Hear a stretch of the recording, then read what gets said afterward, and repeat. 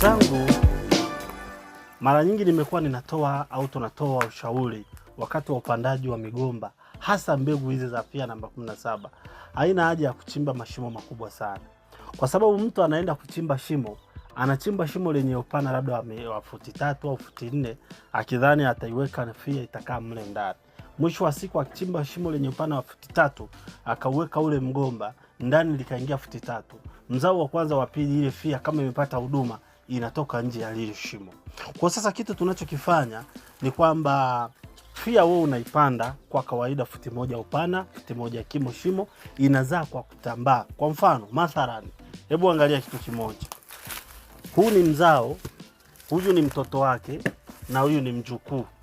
Sasa hii hapa, kama hii FIA uliipanda kwenye shimo, pime kitu kimoja cha maajabu kabisa. Kutoka hapa kuja mpaka kwenye mche wa pili, ili shina lake ni futi 4. Sijui umenipata hapo? Ni futi 4.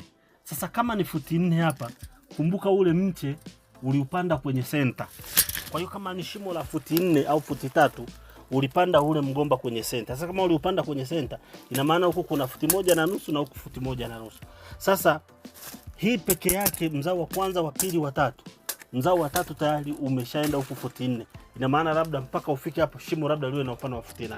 Sasa hayo yote yanakuwa yana maana, kwa sababu migomba hata ukipanda ndani, mwisho wa siku itatoka itakuja juu.